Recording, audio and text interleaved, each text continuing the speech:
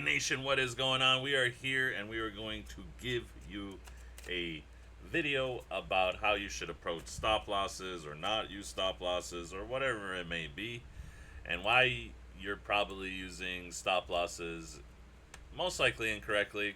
It's been a video that you guys have asked about for quite some time, and it can be a pretty deep video.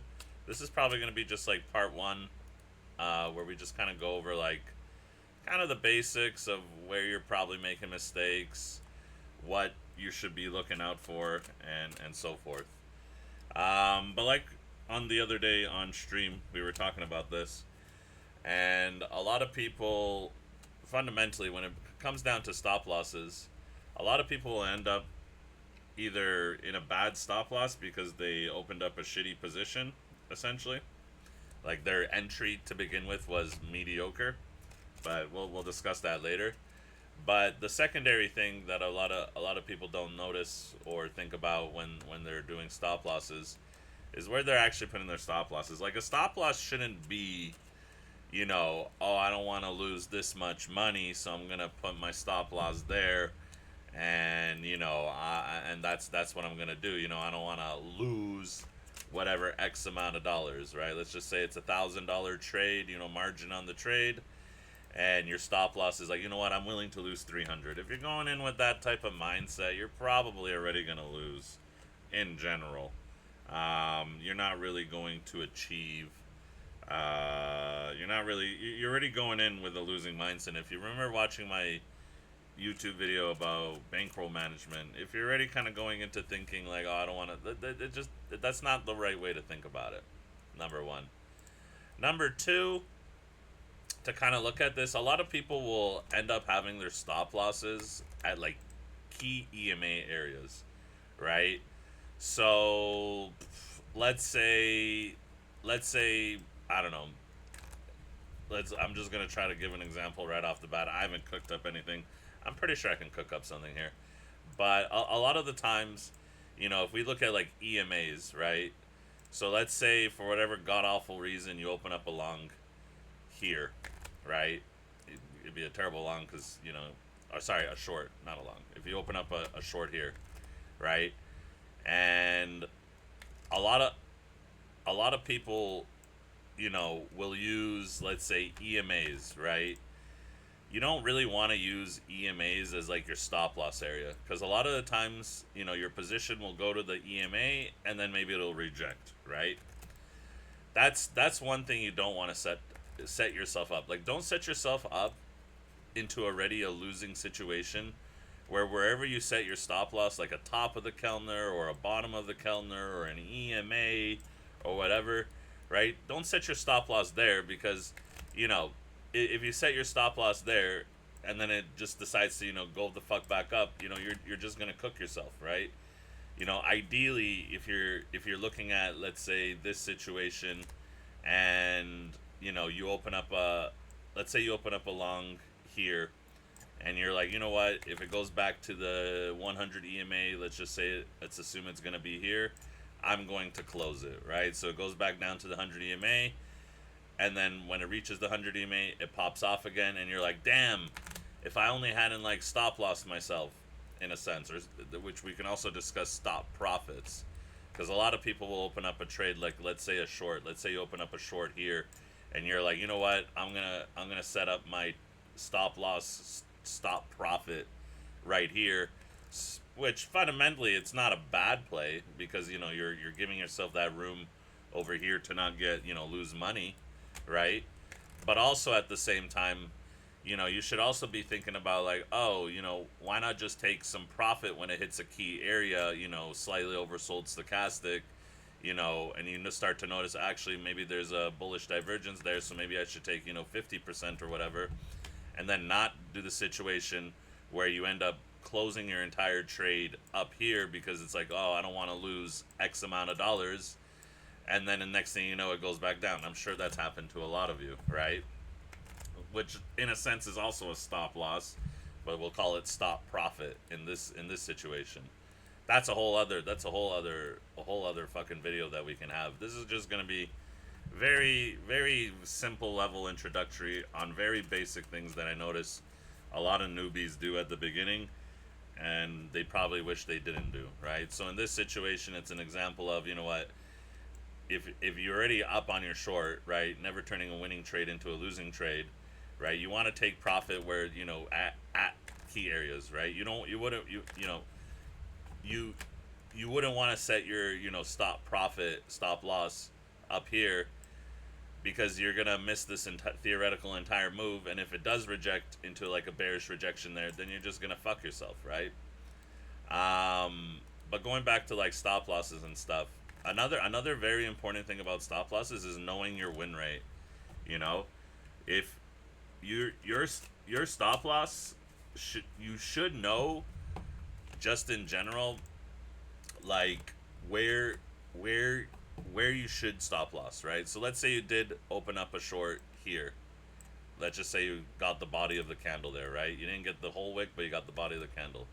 Most of the time, and very basically as well, if we go over that wick over here, there's a pretty good chance we're going much higher. And yeah, you should, you know, maybe don't make your stop loss exactly the wick, but it can be like just a little bit above. I don't know exact percentage, but just enough that if it wicks, you know, starts moving back above there,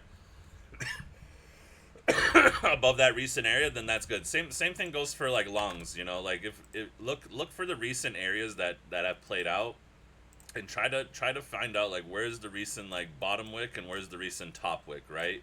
If you threw up a long over here, right, and you know you set your stop loss to this EMA area, kind of like the exact same reverse, you know, a stop profit situation, you know, you might actually get stopped out of your entire trade here, because it just, you know, goes and retests the 200 EMA before it continues to break above, right? That's, you know, you don't want that. Ideally, if you open up along down here, right, you would set your stop loss to be a little bit below, you know, that 106.6 area, and then you can like also zoom out and think about it and be like, okay, you know, has there been a time, you know, what how many times in the past history, just recent history, you know, go back a few days, has this been support, resistance? What has happened if we've gone a little bit below it? Should I set my stop loss just to this key area where it also had a big stop? Which also, you know, depends what leverage are you using. If you're using high, like how high is your leverage, you know? At some point, you know, on some super high leverages above 100x, maybe you don't want to have a stop loss. Maybe your stop loss is unironically liquidation in a sense, where you're opening up a position on super high leverage, and you see those people in Discord who open up like whatever 150x's, 200x's, 500x's. They're not playing. They're not playing with stop losses. Their stop loss is their liquidation, because their play is like, I don't expect it to go over X, and that's what it is, right? Another thing that you guys need to think about when you're doing stop losses, and this really boils down to this is like being a better trader, and this is what I've talked about on streams, and why I think focusing on one coin at the beginning is like giga critical. Like, I know a lot of you will be like, oh, but this is oversold, that's overbought, this, that, whatever, blah, blah, blah. Choose one coin, ideally a coin in like whatever, the top 50, top 20 that you can play that has generally good liquidity, isn't a meme coin, because meme coins can be manipulated very easily by low amount of liquidity volume in general, right? That's why I usually see me playing Solana, Chainlink, Ethereum, right? Because those are the ones with the most volume. Those are the ones with, like, you know, not essentially safe, but there's a less chance there's going to be some crazy bullshit wick than on like some random fucking shitcoin that nobody touches, and like that's essentially that, right? So another thing is to know your coin, right? Outside of knowing your like win rate, outside of knowing what leverage you play with and so forth, really really important, and I kind of showed this in Discord the other day, and let me kind of bring this up. It's really really important to know how the coin moves, right? And not only that, based on your win rate, knowing key areas, like I know with Ethereum, right, I know that super key areas are always, and let me just write it down again. I mean, we've talked about this on stream before, but I guess we'll put it in VOD, right? There's XX 3X, XX 5X, and XX 8X, right? What a surprise that Ethereum is kind of finding itself a little bit of resistance right now at XX, 3X, right? 2730, right? In that general region. It's not perfect, but it's that general region. I know about that general region, right? You should know everything about your coin. Where's the key breakup area? Where's an area that if it usually goes below, it usually goes lower, right?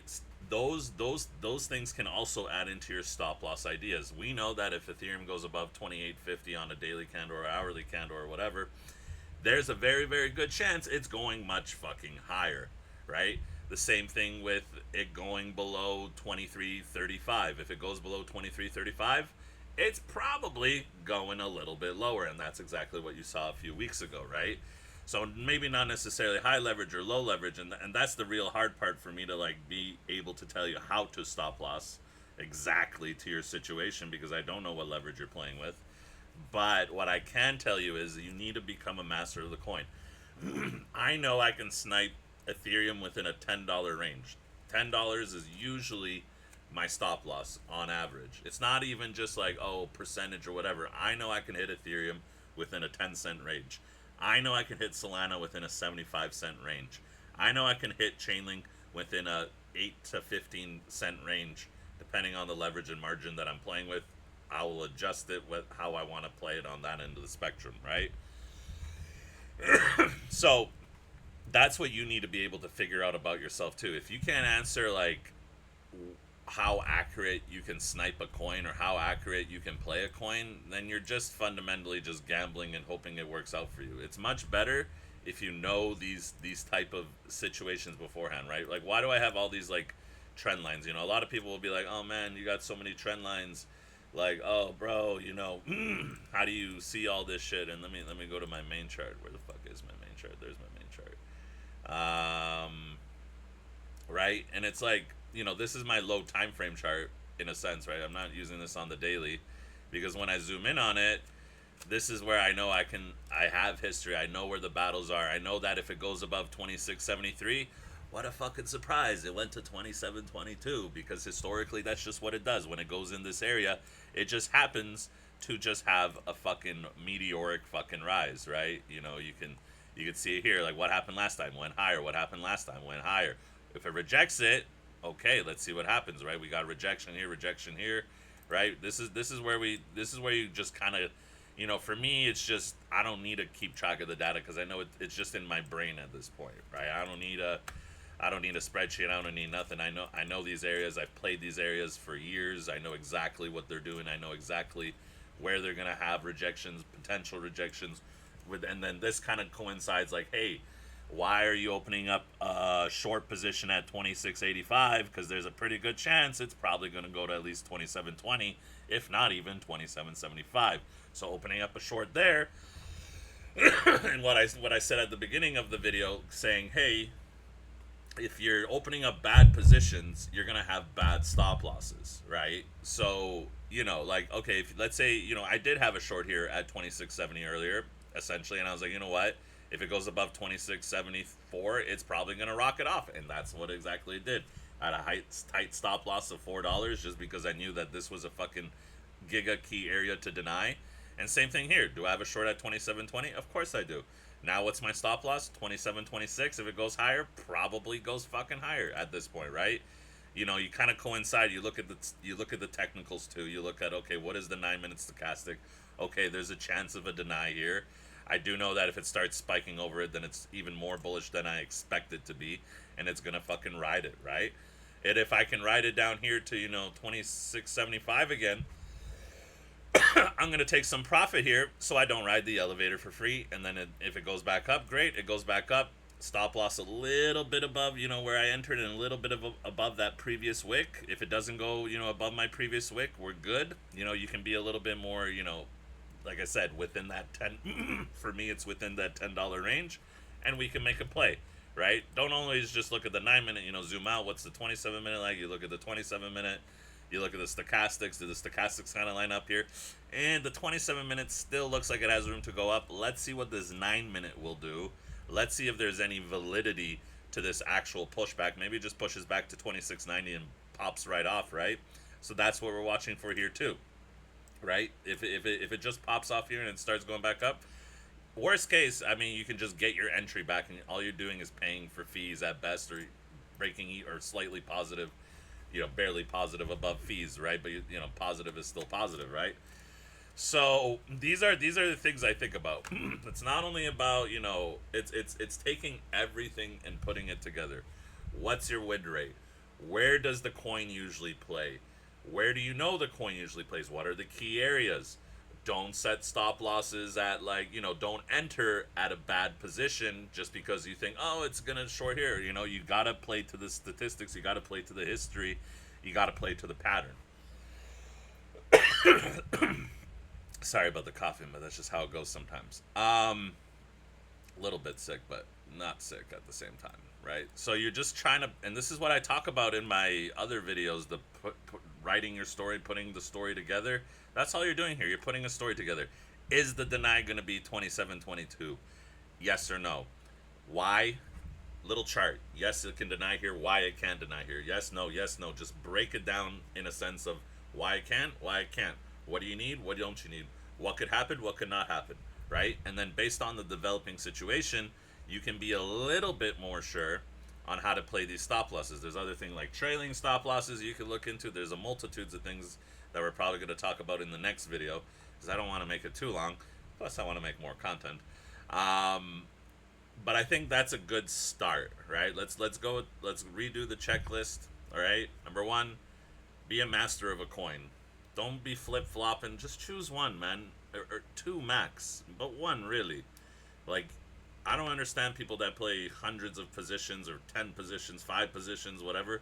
Just focus on one. There's no reason why you have to split. Like, if you have 5 bets of $100 each, why not just have one bet of $500? It's way easier to maintain. You don't have to worry about random bullshit. You can focus in, lock in, and become a master, right? Number one. Number two, choosing your positions correctly. Most people choose their positions incorrectly, and that's why they get fucked on stop losses. That's honestly the number one fucking reason you're gonna get fucked. Because you opened up at a bad time. You opened up a long when the 9 minute was, or you opened up a short when the 9 minute was fucking oversold. You open up a long when the 9 minutes overbought, or everything's overbought, the 27, whatever the story may be, right? You just happen to open up. You're just shitty at opening up positions, and fundamentally, that's going to be the big one, right? And then the next thing is like, what is your win rate? How accurately can you say that you yourself, and don't lie to yourself, that you can snipe a coin in a certain range? Because I know if it's that $10 range, right? I'm cooked, right? I know it's probably gonna hire, and that's it. That's just what it's gonna be because of based off of previous action, previous history, stochastics, volume, whatever it may be, right? And you just have to really just put it all together in order to be able to get that one big story for you to tell yourself, right? And once you do that, I think your stop losses and your I can't believe that played out perfectly. Of course it did.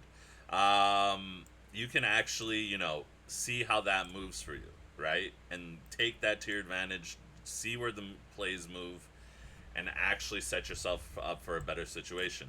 Could Ethereum go to 2770? Sure, of course it can.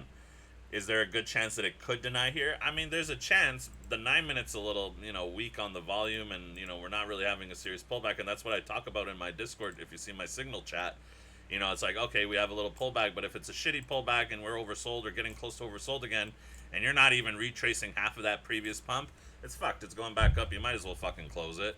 And worst case, you get your entry again. And best case, like, you just kind of see where the market goes. You don't want to overplay the situation. Less is more.